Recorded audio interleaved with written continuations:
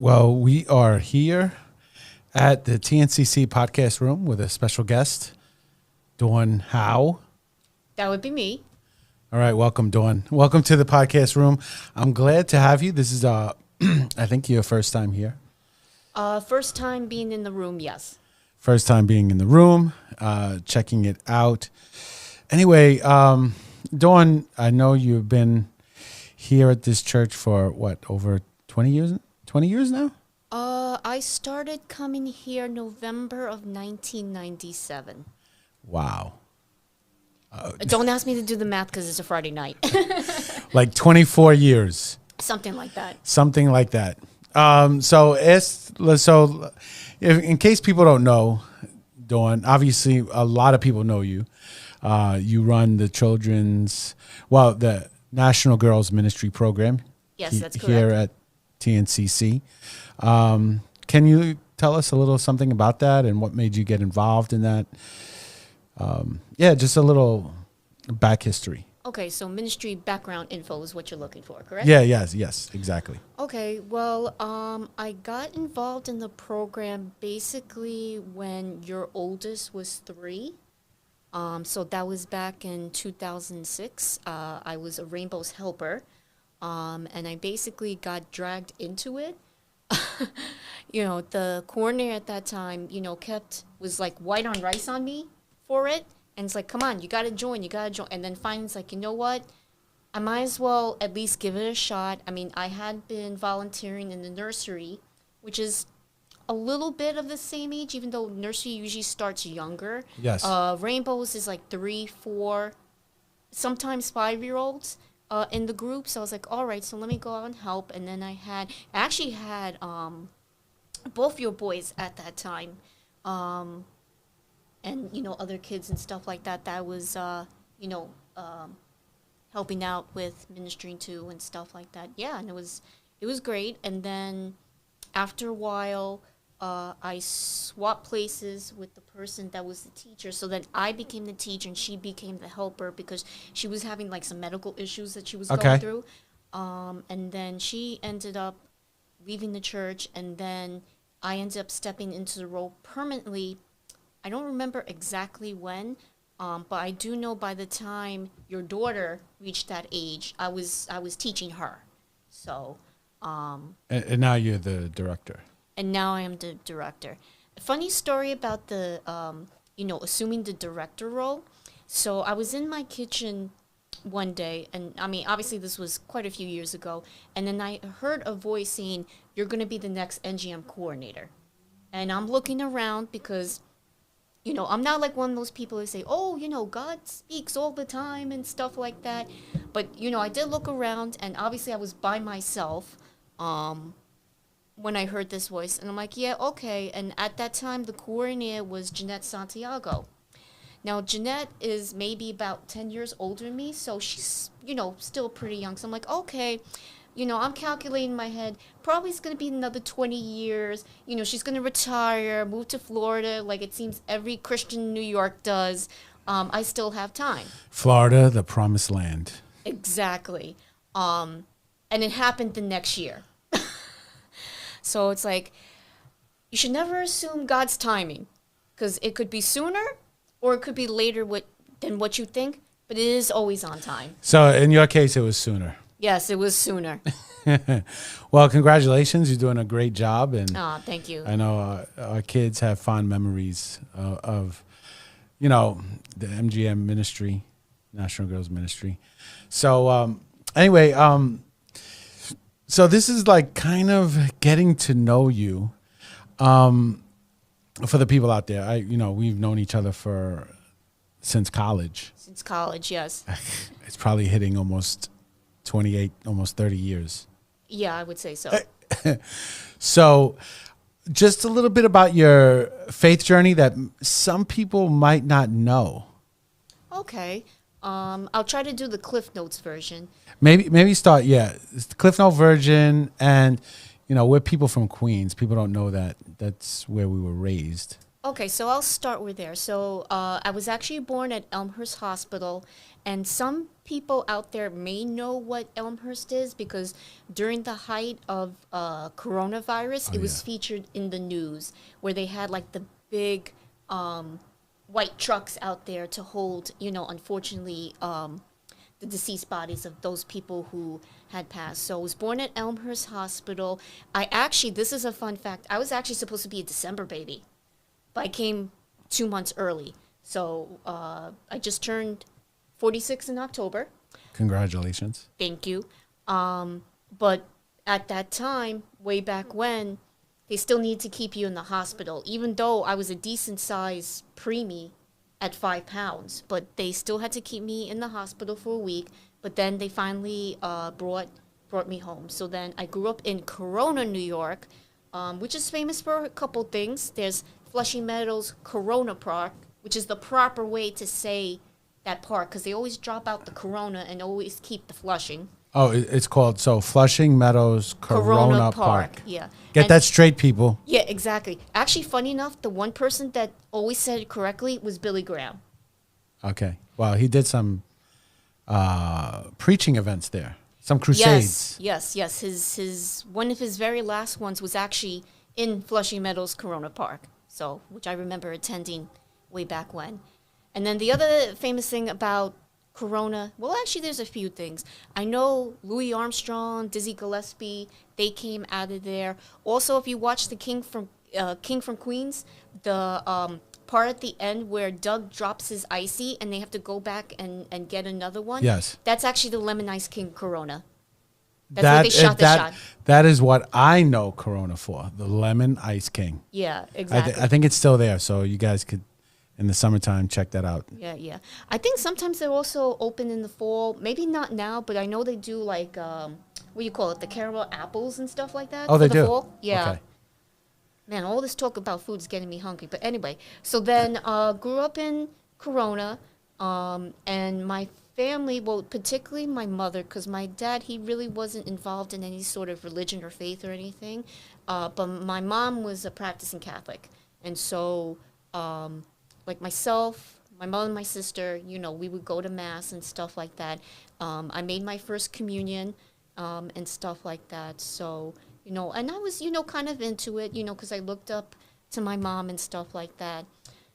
Basically, what happened was on August 4th, 1984, I lost my mother to a heart attack. And, I was young at that time, 8 years old, and that really had a big spiritual impact on me, where, I was going in the right direction and then just veered off. So I really didn't want to have anything to do with God. And it seemed like it also affected my sister as well because she also stopped going to Mass and stuff like that. In fact, if I remember correctly, that was the time where she switched over because she used to teach at a parochial school in Glendale. Okay. Not too far from where your cousin lives. And then she made the jump to the Board of Education, not too far from where, well, kind of like not too far from where you used to live in, because you lived in South Ozone Park, right? Yeah, I lived in the border of South Ozone Park, and Richmond Hill area.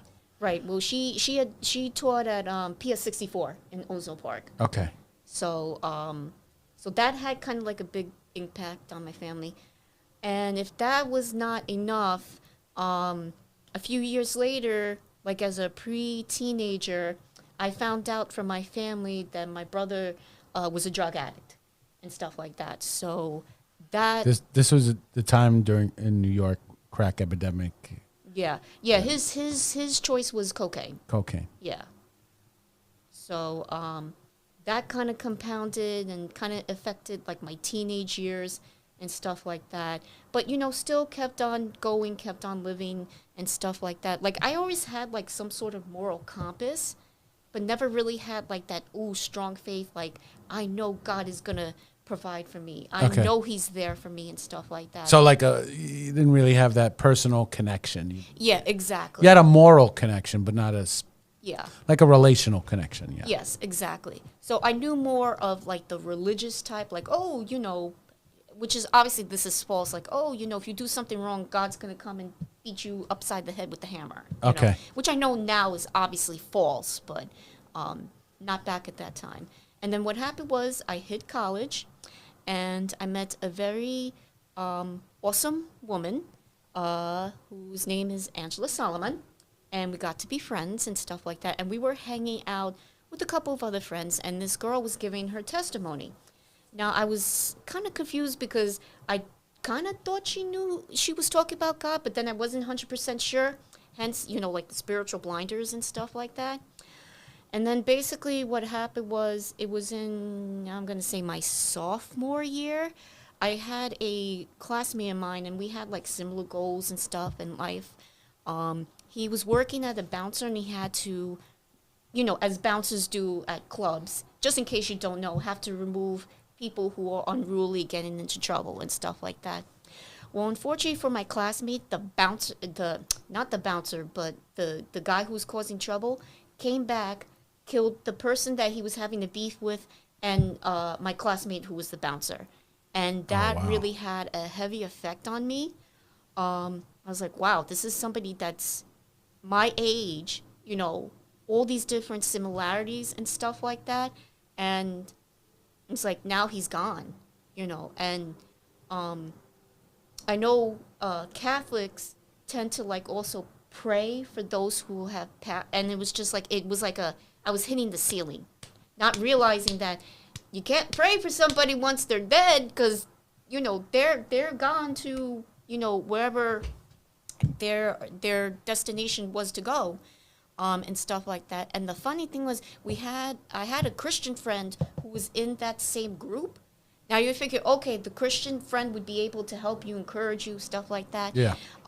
She, however, it triggered a situation where her friend was killed in a drive-by shooting. So she couldn't even help me. So it was kind of like God was saying, listen, you can't be looking even to other people, even to other believers. You need to look to me. And so it got to a point where I was like, you know what? I need to, look into this Jesus business for myself. And so basically it was in a classroom at Potter Maker Hall where I gave my life to Jesus. And my life has never been the same. So Powder Maker Hall, okay. Yeah. Were you there by yourself? You received Christ yourself? No. It was during Chi Alpha. Oh, Chi Alpha. Yeah. Okay, so there was like a call to receive Jesus Christ as your Lord exactly. and Savior. And, wow, awesome. And all these years later. Yeah, all these years later.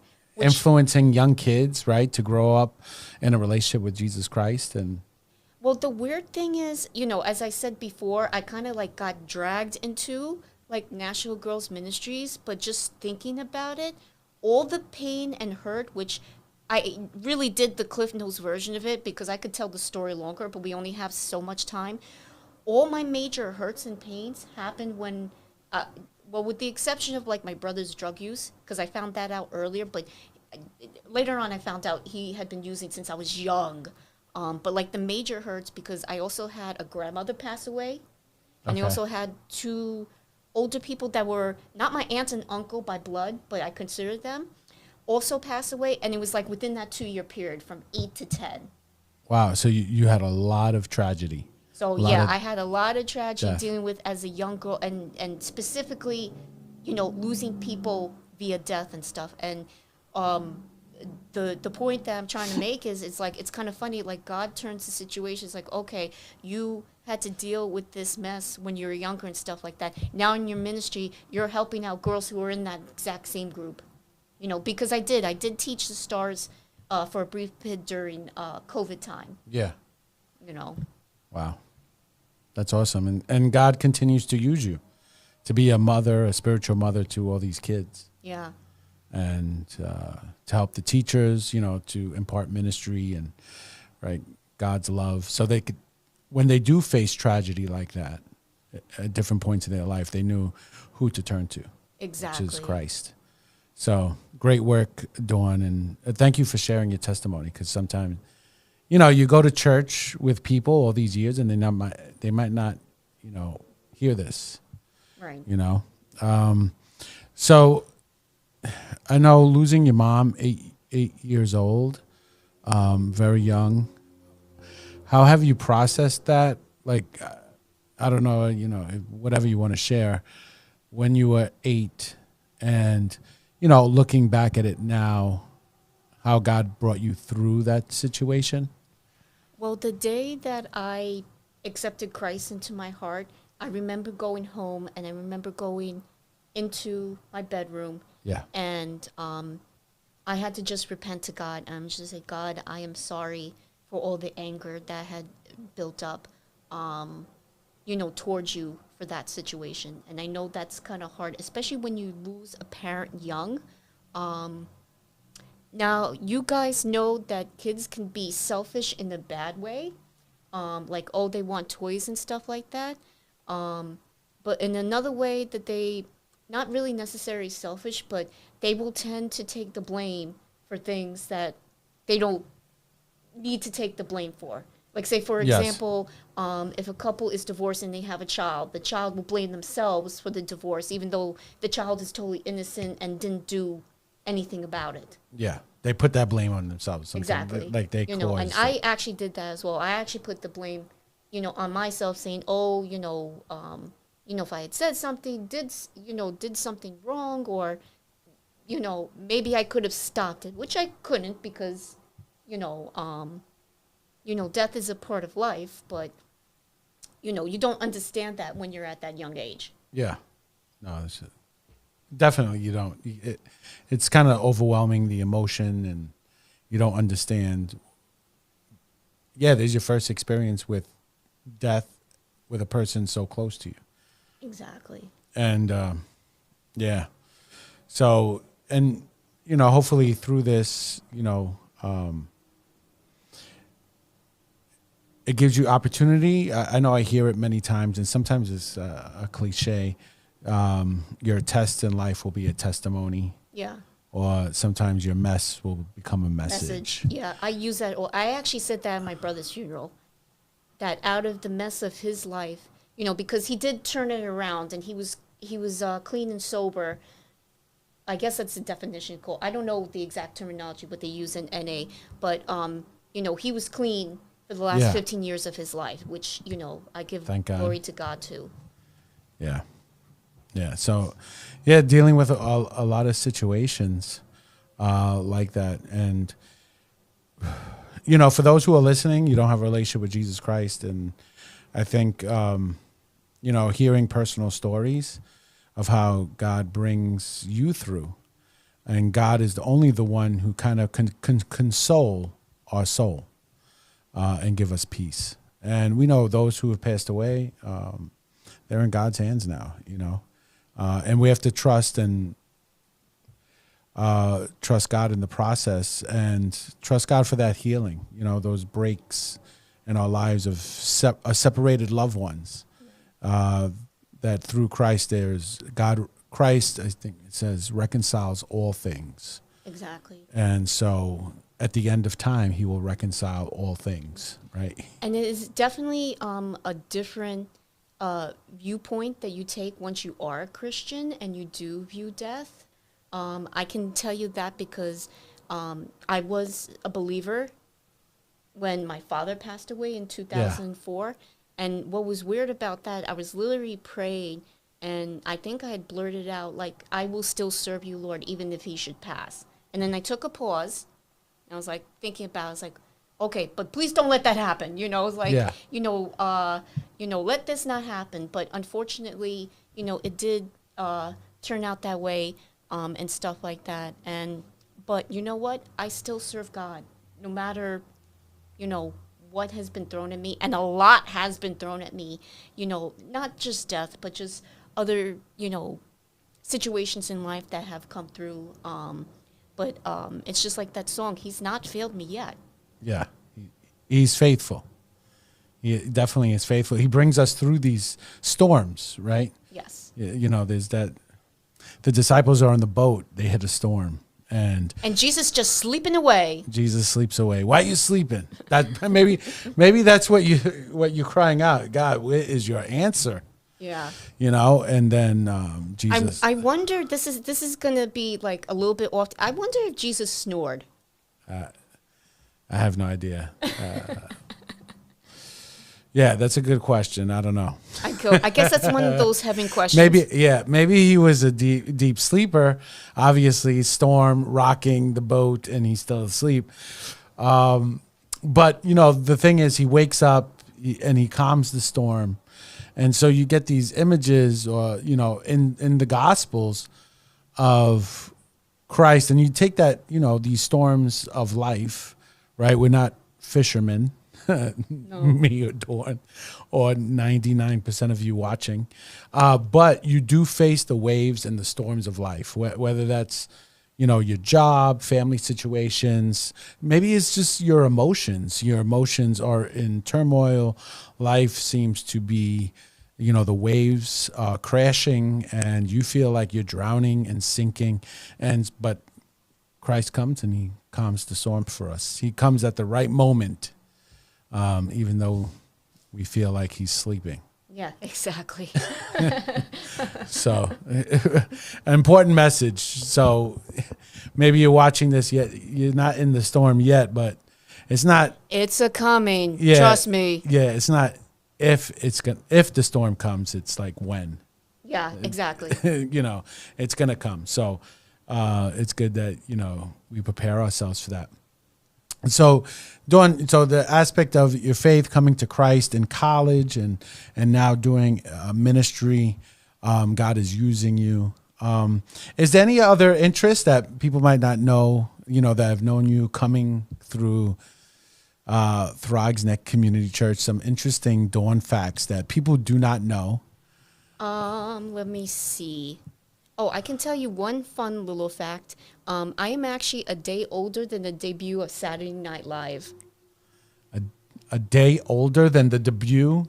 Of Saturday Night Live. Wow. So in other words, I was born on a Friday. Friday. Wow. Okay, that's an interesting fact. That is definitely an interesting fact. And the weird thing is the first season was split up into two. So they're going into their 47th season, but they've been on 46 years. Oh, wow. See, I didn't know that. I didn't know that either until I Googled it. Google.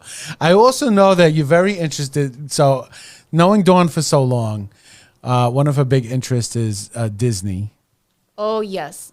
Although... Is it the parks or the movies? Which one is like... Oh, no, I enjoy the parks and stuff like that. Although... Some people at Disney have not been doing their jobs lately. Okay, listen up, Disney. Listen up. So, hence, the next trip to Florida is going to go to Universal. Ooh. Yes. But yes, I do enjoy going to the dark side. No. Universal. Well, I can't go to the dark side there because they don't have Star Wars. It's over at Disney. That is true. So, Disney has that locked up for you.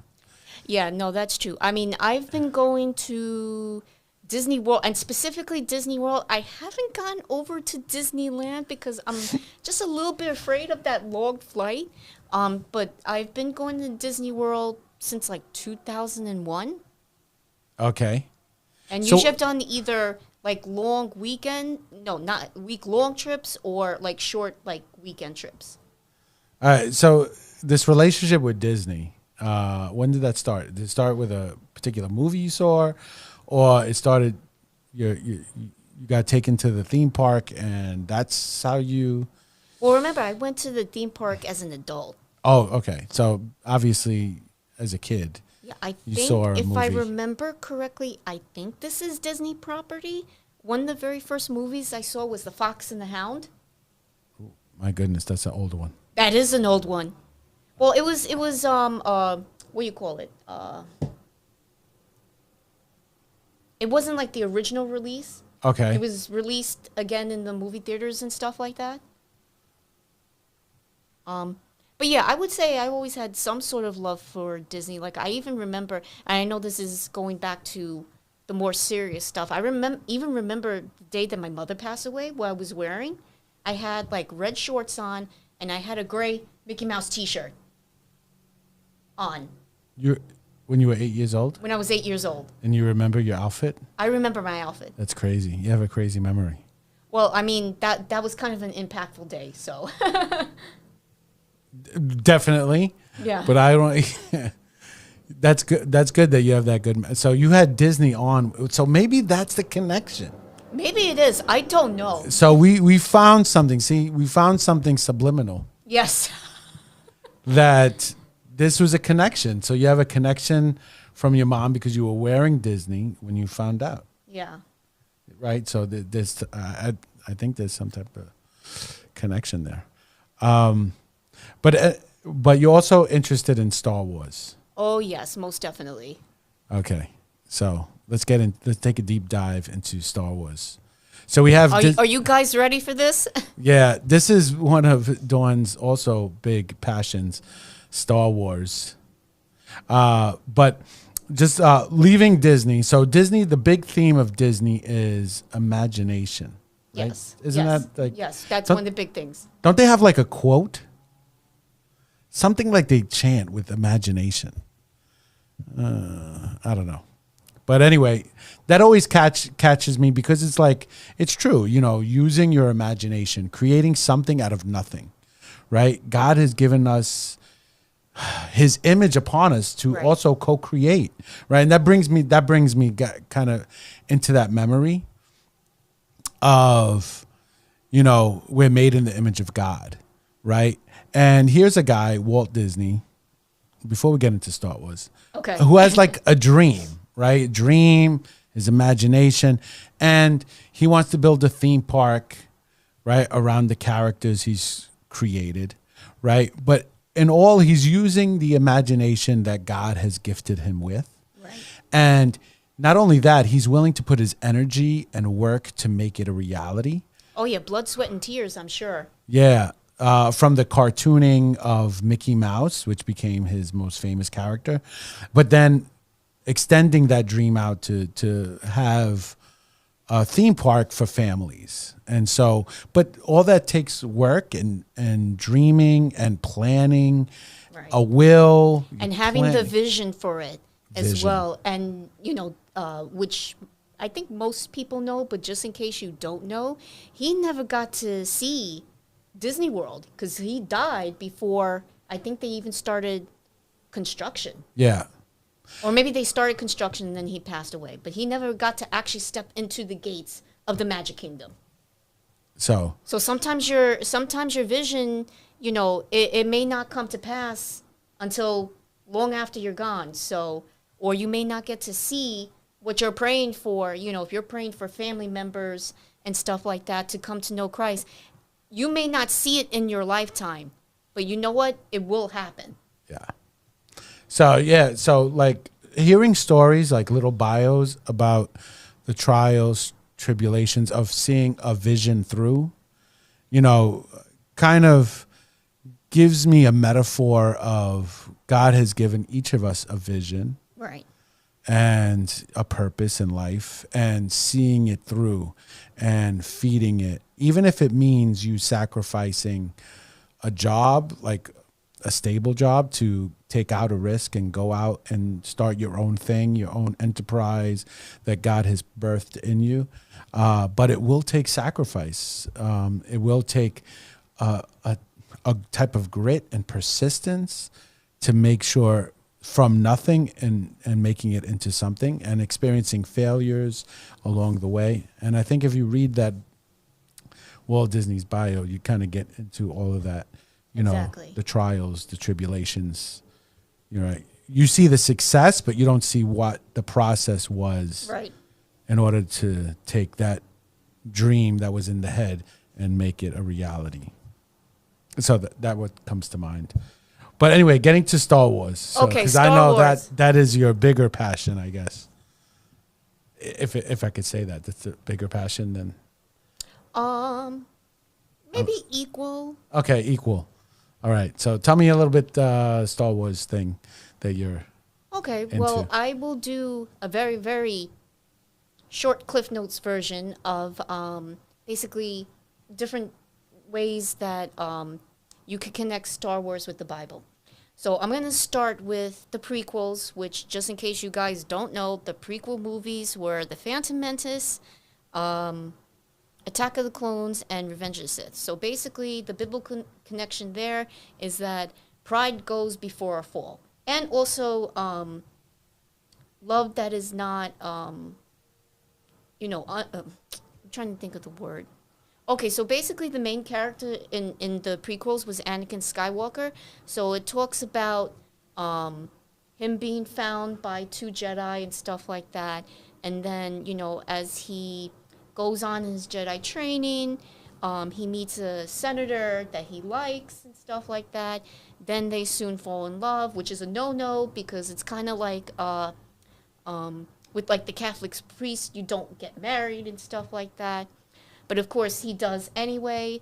And then he starts having these visions of his wife dying and stuff. And it makes him very afraid because especially there was a quote that they said that he was the man with no fear. So this man with no fear was afraid that his wife was dying. And then a person called Senator Palpatine, comes in. And I think by this time he's the emperor.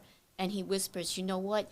We can avoid this, but you need to turn to the dark side. So after a few situations that happen stuff, so then he ends up turning to the dark side. And I won't say who he becomes because we'll get that into the next thing. But then he basically loses it all. His wife still ends up dying, and stuff, which he thinks, she died, and also because she was pregnant at that time, he lost his child. He also lost to his then former master in a lightsaber battle, and gets basically burnt up in lava and has to be put in a particular armor. So, and the other thing was like he did want power because he wanted to be on the Jedi Council, and basically the Jedi Council like you're not being on the council and stuff like that. So, basically fear and pride, led to his downfall and stuff like that. So that's that biblical connection. Then the original trilogy, which is A New Hope, The Empire Strikes Back, and Return of the Jedi. That biblical connection is that the son saves. So basically what happens is, spoiler alert for anyone who has not seen these movies, not 1 but 2 children survived from his wife, because the wife died in giving birth to the children. So one of them is a princess called Leia Organa. She's adopted by the Organa family, and she's part of the rebellion, because by this time the Empire is in control. The other child is called Luke Skywalker. He's off in Tatooine, being raised by his step-uncle and his wife, if I remember correctly. So then basically, one thing leads to another. He meets his father's former master, gives him a lightsaber and stuff like that. He ends up getting mixed up in rescuing Princess Leia because she had been kidnapped by the very evil Darth Vader. And so he gets mixed up into these things and stuff like that. Fast forward a few years to Empire Strikes Back. He's trying to be trained as a Jedi by Master Yoda, who was one of the very few Jedi who survived. But then he feels like Princess Leia and his friend Han Solo, are in danger. He needs to go rescue them. Yoda's like, don't do that. You can't face, Darth Vader yet and stuff like that. He's like, I gotta go rescue my friends. So, of course, as a good friend, he goes, rescues his friends. Of course, it's a trap, as they say, and he has to face Darth Vader. So, basically, Darth Vader kicks his butt. Yeah, I remember that scene, right? Doesn't he chop off? He chops off his hand, and then but Vader is actually holding back, and you'll find out. And this is like the big spoiler, so if you don't want to hear this part, it's okay for you to turn away right now. Turn away, but by now they should know. I mean, well, there might be few out there that don't. They still have YouTube reactions recently of people who've never seen that big reveal. So, it's kind of funny. So then basically, to sum it up, Luke finds out that actually Darth Vader is Anakin Skywalker, his father. So then he kind of like has to make the choice, like, okay, am I going to join this guy, or am I going to do the right thing and, fight for another day? So he ends up fighting another day. Then comes Return of the Jedi. He's finished up his training. Okay. He's decided that his father is worth saving and stuff like that, which I know a lot of people say, especially after all the bad stuff Darth Vader did, is like, oh no, this dude is not worth redemption. So he's kind of like gone in that way. It's like, because mankind will look at a person and say, oh no, kick them to the curb. And God's like, no, that's the person I want to use to touch the world and stuff like that. So then Luke goes, he basically turns himself in. The Emperor is right there. And of course, he's trying to play father and son off of each other. They get into a lightsaber battle. Luke does the same thing to Vader and chops off his hand. Yeah. And then, of course, the Emperor's like, okay, finish him off. And then he looks at his own, because by that time he had the mechanical hand put on. Yes. And then he remembers what happened, stuff like that. And then he throws away the lightsaber, which was probably not smart of him, but, you have to do it for the movie. He's like, I am a Jedi like my father before me, because even after all that fighting, he still believed his father could be redeemed. And then, of course, the Emperor does not take it too nicely, shoots Force lightning in him. And then that's when Darth Vader has to make the choice, like, okay, am I going to stay with my master? I'm going to save my son. And, of course, as a good father does, he does save his son, loses his life in the process. But, as I said, it is a good example of how, like Jesus Christ is the Son of God, and he's the one that saves, and no person, as long as they have a breath in their body, is beyond redemption. Yeah. So, you have redemption, you have sacrifice, you have father-son relationship, you have good and evil. And those themes, I guess, that Star Wars kind of uses, they themes borrowed from the best book of it all, the story that we live in, Right. which is the story of God, right, through the Bible, and the revelation of Jesus Christ, the Son of God, who sacrifices to save us all from evil, from sin, from death.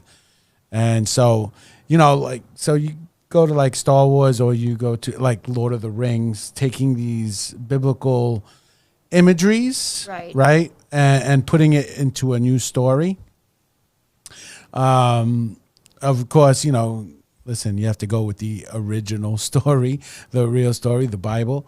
But sometimes it reacts and makes connections that you probably never saw before that they use from the Bible, right? The story of like redemption and the story of sacrifice and stuff like that. Pride, right? What pride could do to us, right?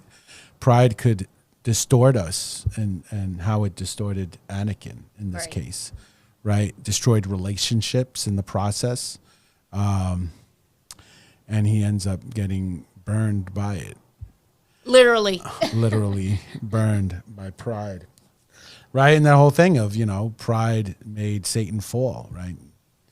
It was thought that he was like the most glorious of angels, worshiping God, and pride led him to the fall, right? And so, yeah, these images come to mind. But and there's one more trilogy we need to talk about, which, okay, disclaimer here, the sequel trilogy is actually my least favorite trilogy. Okay. But I will give the trilogy this. It actually has the closest connection to the Bible, because you can connect a Bible story to it.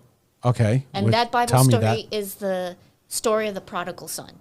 So most people know the story of the prodigal son and stuff like that. There's a character in the movie. His name is Ben Solo, otherwise known as Kylo Ren.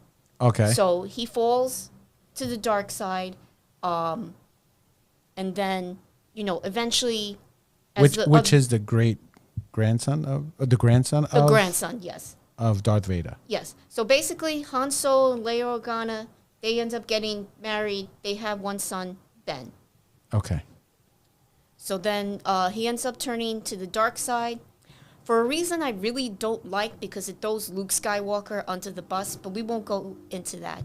But then what ends up happening is, just like the prodigal son, when you turn to the dark side, you stay away from your family. And again, spoiler alert, if you haven't seen The Force Awakens, he actually ends up killing his father, which made a lot of people upset because a lot of people loved Han Solo.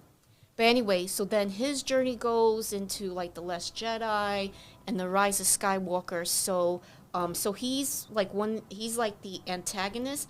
So his opposite, the protagonist, is Rey. Okay. So obviously, Rey is like a pun for light. Okay. So it's like a you ray have of the light. you have light and darkness, and stuff like that. So they end up having what is called like a force bond, which is basically a connection Okay. with each other. And so, they're feeling their thoughts and emotions and things like that. But of course, they're still on opposite sides. So they get into a big battle and stuff like that. And, he's about to strike her down. And his mother calls out to him, like, for the last time, because she's on her deathbed dying. So then he stops because even in, like, The Last Jedi, he always had he had a connection with his mother. Like, he could not, there was a battle going on, and he stopped, like, he did not shoot at his mother. Okay. And stuff like that. And even though she got hurt, and then she had even said, oh, my son is gone, and it turned out that her brother, Luke Skywalker, is like, well, no one is ever really truly gone, and stuff like that. But anyway, piggyback to Rise of Skywalker, he stops from killing Rey. She ends up attacking him. Then she hears the connection, realizes that, Leia is dead and stuff like that. She has this power where she can force heal. So then she heals him and stuff like that. And then, she goes off because she needs to go confront a very decrepit looking Darth Sidious, who turns out, again, spoiler, to be her grandfather. But then what happens with Kylo Ren is he has, I don't know if you call it like a memory or vision of his father. And he's going through that talking like, oh, you're just a memory. He's like, no, you're my, I'm your memory and stuff like that. And so he basically has to see the light, which is Rey, like how, God is light, like we have to come see the light. But he had to be reconciled with his father before he could come back to the light. Okay. So that's why I say the story of the prodigal son really connects with him. And especially even his birth name.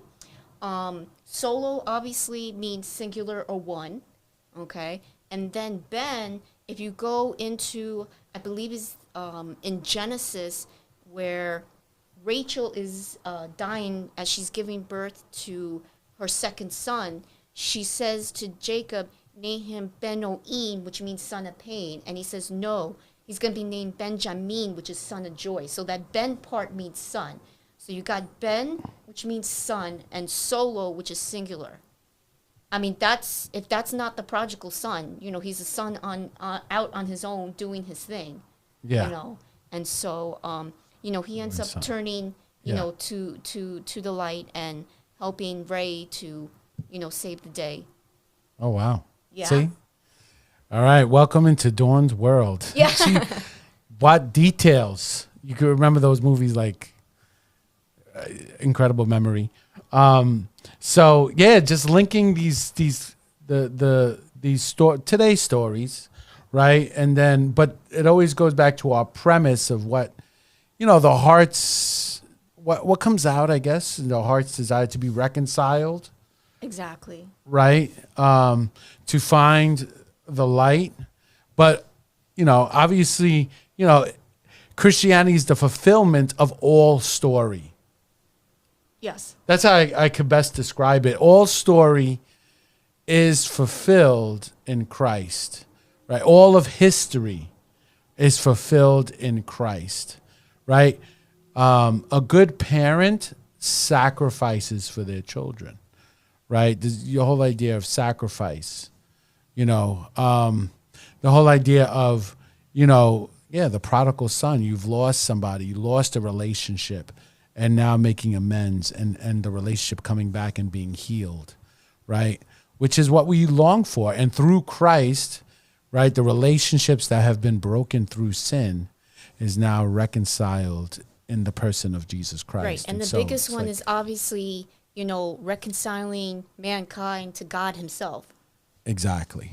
That's why God had to provide the way, because mankind could not. I mean, obviously, the Garden of Eden, mankind blew it, but, God had plan B, and plan B was Jesus. Yes, yes. Plan B was Jesus, and you see it in the story, right? So it's like man falls, right? He provides this wonderful garden experience in the Garden of Eden.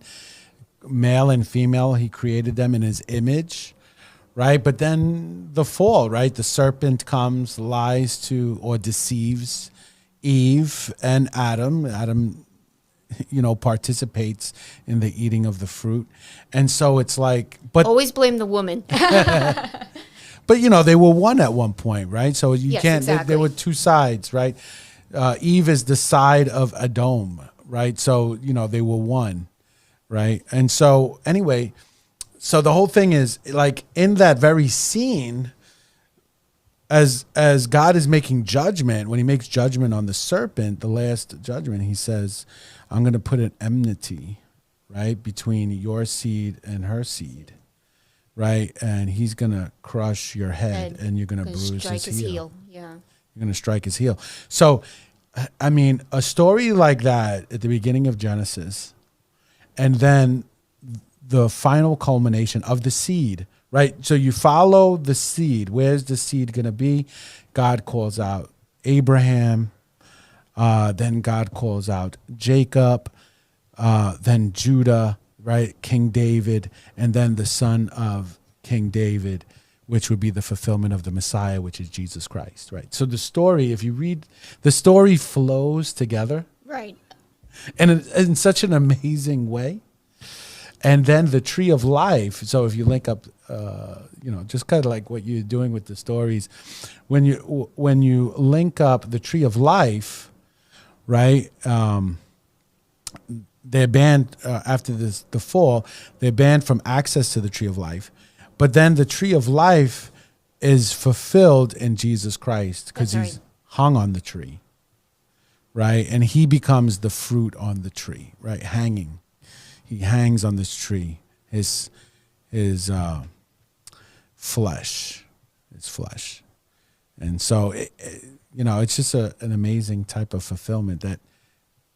It's fully reconciled, even though the story over thousands of years plays out, and we're living in that story of reconciliation. That's right. That's kind of like the ministry of we're doing. We're doing the ministry of reconciliation, right? God has sent us out, me and you, as Christians today who have received Christ, to offer that reconciliation that you too, who are separated from God right now, could be reconciled through Jesus Christ, through the body and blood of Christ on that cross, the fulfillment, and be reconciled in your relationship, and have that Garden of Eden experience where now God is with you, God indwells you, the Holy Spirit fulfills you, and you too will be raised to new life in Christ. So, right. And that's also another awesome thing that I just want to touch briefly on. Because of having all those deaths at a young age, I had a big fear of death. Okay. And that even continued on even after I got saved and stuff like that. What ended up happening, I'll make it really quick, I was actually at a baseball game, and it was like Fan Appreciation Day. So basically it was like the last day of the year. And at that time, because this was many moons I'm ago. assuming it was a Mets game. Oh, it was definitely a Mets game. There's a big, okay, spoiler alert. She's a big Mets fan. Yes, I am. Although I have been to Yankee games, and Tim can attest, I took him to the very first playoff game at the new Yankee Stadium. Yes, she did. And back in 2009, when they won the World Series. Props to Dawn. Yes. So, but anyway, yes. So it was at a Met game, and then it was a no-name pitcher. He was autographing, and he wrote JN1125. Didn't think anything of it. Opened it up like maybe a few months later. I'm like trying to figure JN. What does that mean? And then the light bulb went on, and it's like, oh, that's John 11:25. Look up John 11:25. What does it say? I am the resurrection and the life. He who believes in me, even though he were dead, shall live. you would have been shocked at the tears and the dancing and all the stuff that happened after. And I was like, it was just such liberating. You know, when you read like a particular scripture that you need at that exact time and it frees you, it is the most wonderful feeling in the world. That's a surreal experience you just shared. It kind of is. See, that just goes to show you God can use anything. You know, a baseball player, a donkey. But you were actually, so you were living in the story. What I mean by that is that you saw this and you decided, you know what, let me look this up. Yeah. Right? And what happened was a treasure, right? It's like there was a code. You saw that there was some type of code out there, baseball game. You saw this JN, was it 511? No, 1125. 1125. And you said, okay, let me look this up. And then it spoke to your heart. Yes, it definitely did. It was like a treasure was released. And, well, you know, thank you, Dawn, for sharing that. That's pretty wild. That's a nice little nugget there. That is. And I was going to ask you what's a verse to share with the audience. And can you repeat that verse? Because I think it's so. I think that's so relevant when we're in this whole COVID thing. It's like, I don't know, going on 20 months now. People have lost loved ones. People are afraid of death. Oh yes, most definitely. Right, the fear of death. Now there's a new variant. I feel like I'm living in some Marvel movie. Oh, I was all joking. The variants. I was joking with my coworkers. Every time I hear one of these new variants, I feel like I'm joining a sorority because they're using all the letters from the Greek alphabet. It's like, ah. So anyway, so we're going through this process. We're living in a story. Now it's his story, right? God has the beginning and the end, right? Eden and then the new city of Jerusalem, right? His death and then his resurrection, his ascension, and now we're awaiting his return. But yes, so if you could share that verse again with people. Okay, well, I'll actually give you two. So that one that really impacted me in terms of like, you know, having that fear of dying is John 11:25, which is, I am the resurrection and the life. He who believes in me, even though he were dead, yet shall live. And then my favorite Bible verse is Proverbs 3 verses 5-6, which is, trust in the Lord with all your heart and lean not on your own understanding. In all your ways acknowledge him, and he shall direct your paths. That's Psalm what? Proverbs what? Proverbs 3, 5, and 6. Lean not into your own understanding. Yes, which, yes, I do battle with that. That's so tempting because we live in a very rational world. We want to micromanage everything in our lives. If we do this, then we should get this outcome. Does not work. Man plans and God laughs. I heard that quote before. Yeah, my sister says that all the time, actually. Right? And so, you know, the thing is, sometimes our rationality becomes a barrier to really full trust. But we all struggle with that, right? That's our wrestling. Yes. Right? Like Jacob wrestled with God. And that's what Israel means, to wrestle with God. And so that is our journey, right? The nation of Israel, the nation called to Christ. You're going to wrestle with in faith. So Jesus gives that whole example of wrestling. And he says, take up your cross and follow me, right? That cross is suffering, right? So, and going out in the boat. And even Peter, you know, when Peter decides, oh, you know, I want to walk on water like you, Jesus, he said, okay, come on. But then the storms come and he loses faith and then starts to sink. But Jesus is there to grab him up. But there's always that challenge of going out. There's no food, Jesus. There's nothing. We can't feed this crowd. Well, now there's a test of faith, right? There's that faith. Lean not on your own. You know, my understanding says that, okay, all we able to find is 5 loaves and two fish. Yes. All right. Maybe 6 people. All right. But they're still going to be hungry. Yeah, exactly. After they eat these 2 fish and 5 loaves. How are we going to feed thousands? That's mind blowing. But Jesus works out a miracle. And we're living in COVID. We're living in this time of uncertainty. We don't, even the government, even authorities, even professionals who are in the medical field, they're caught by surprise by this. They don't know the next variant, and I forgot how to pronounce this new current variant. I think it's Omicron. Omicron. Yeah, I don't know. Sounds In my like a head, video I game. flip it to like a Star Wars thing, the holocron, which I know is incorrect, but The Omicron.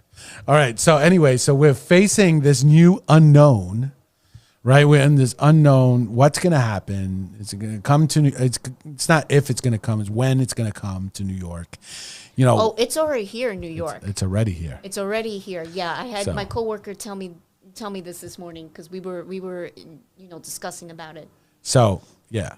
So what a perfect verse. Not to put anybody in fear because, remember your life is in God's hands. Exactly. And that's the whole premise. Our lives is in God's hand. God who took us from the wombs of our mothers, right? From what was invisible to what is visible, who has brought us through life, through our different stages of life, the one who's written the story in our DNA. Sorry, that was just a message. Written our story in our DNA, gave us all a unique DNA. My DNA is unique from Dawn's and unique from you. And so his signature is in each and every one of us. So we have to know that we fully trust that his plan is going to be seen. He's following through, and to learn how to trust him in the process. Even when we have passed away, we know that just like he created Adam and Eve, right? When he creates Adam, he said he created him from the dust of the earth, right? So he gathers, right? And so he gathers and he breathes life into. And so thinking of, let's say, when we've turned to our final dust and we think that's our destination. No, in God, right? Picture the first fruit, the resurrection of Christ. He gathers and breathes in and gives life, the resurrection of us all. Yeah, it's like that lyric in that Chris Tomlin song, like, my faith shall be my eyes. Yes. And, we get all these analogies to reboot something. Is to resurrect, right, your information that you saved on your computer or your smartphone, right? We all have this terminology. So we're waiting for the ultimate reboot. That's by right. God himself, right, of humanity, those who have passed. Oh, I'm looking forward to that new body, that is for sure. Exactly. The new hardware. So anyway, thank you, Dawn, for doing this. I really thank you appreciate for having it. me. It Hopefully I did not bore the audience to tears with the Star Wars talk. Listen, but it that's was all right. it was great in detail. And for all those Star Wars fans, now you could find those little links. And for those who haven't watched it, if you watched it all the way through, there were some spoilers in it. But anyway, thank you, Dawn. We really appreciate having you here and serving in the church and continuing to serve TNCC and the girls that are coming up and making them into ladies and doing that faithfully and sacrificing your time. You could be doing so much other things with your time, but instead you're investing in the next generation of kids. You invested in my kids. And one of your kids is an adult now. And I think I that's know. like the most wonderful thing when you stick with the ministry, for so long, you really get to see, especially when you work with kids, you get to actually see, not just the physical growth, but also their spiritual growth and stuff like that. And, Yeah. I think that's that's part of one of my little rewards and stuff like that. But, obviously, as we said before, with the storms and stuff like that, we don't know why we're going through it, but God does. But it's also even with blessings and stuff like that. We don't know what exact blessings will come, afterwards. Yeah. We can see like the immediate stuff, but, there's a reason why there's crowns in heaven, right? Yeah. And so I just want to share a little personal thing with Dawn. You know, Dawn has been, not just a friend, but a part of the family. Yeah. Now, unless you know us, then you know that already. But if you don't know us yet, she not only, lived downstairs for like 15 Must be years. 15 years, 15 yeah. years. And was a good tenant, by the way. yes, very good tenant. Paid on time, Yeah. all the time. Very good tenant. But not only that, just spoiled our kids in a good way. Taught them the Bible, invested in them spiritually, invested in them materially, gave them experiences, better experiences than I did. Like took them to the first hockey game. Stop that. I'm talking about in terms of sports, okay? In terms Oh, of okay. sports. Like you took him. I remember you took Caleb to his first hockey game. Yes. Can I tell that story? To the Rangers. Can I tell that story really quick? Yeah, tell that story. Okay, so this is funny, right? So you know how there's that old saying like, "Oh, I went to the fights and a hockey game broke out." Now, typically when you go to hockey games, fights don't normally break out in the stands, but in this case it did. And it literally broke out right next to us. And actually, how do I say this nicely? The person that was initially sitting next to Caleb, let's just say he was a little inebriated. And I'm like, okay, Caleb, I think let's switch seats because then you can see a better view. And then I won't say what happened because there was some swearing going on, but basically... Colorful language. Colorful language. And then somebody spit at somebody, and then it was on like Donkey Kong. And of course, me being the calm, sweet New Yorker, I'm like, stop it! Cut it out! What are you doing? So then there's a kid. Yeah, there's a kid. Well, I don't think I even said there's a kid. I'm like, stop it! So then security came, and then but by that time I did not feel comfortable. I'm like, Caleb, we're out of here. So I went to go get him, I think M&Ms or a hot dog or something, and we just ate or whatever. And it's like, all right, I gotta check on this kid to make sure he's okay. So I'm like, Caleb, are you okay? And he says, because he calls me Titi. He's like, yeah, Titi, I'm okay. But can we not tell Mom and Dad? I want to go another hockey game. And I'm like, want to face palm, be like, you just saw two grown men fighting, and you're worried about not going to another hockey game. Meanwhile, I'm like the one that's traumatized, which just goes to show you our kids are a lot more resilient than we give them credit for. Yeah, so thank you. Which, by the way, I obviously did tell Mom and Dad that night. I was a good DD. So I just like to send my thank you, for investing in my kids. Me and Angela's kids, and they're like your kids. And still investing and because still your daughter investing, yeah. is only 12, so... Well, and still, the relationships continue, right? Even into adulthood, that you've poured into them. So it's just like a wonderful thing. You get to see that from the outside. And, another cool tidbit that I like to share. It's I'm for kind of those, scared now. Okay, no, it's for the Jet fans. Because Jet fans are always going to remember this. Dawn invited me, Caleb, and Joshua. It was on Thanksgiving. I forgot the year. 2012. 2012. This will live on in Jet fans' mind as a bad event. Yeah, this was a pretty bad event. I mean, I think they just stopped showing it on ESPN last year. This was the butt fumble. Yes, the butt fumble game. And you remember my reaction? Because I'm like, wait a minute, did that just happen? Like, because I thought I was seeing things. And then, I had to wait until I got home very, very late because it was an 8 p.m. Thanksgiving game. So then it was basically Friday morning when it's like, oh, you really did do that. Yeah. So anyway, thank you, Dawn, for those memories. What a way to end a podcast, by the way. Yeah. Sanchez butt fumble. That's classic. Listen, you remember those things. Those are memories that are seared in for the rest of your life. Yeah. If you're a sports fan, especially if you're a Jets fan.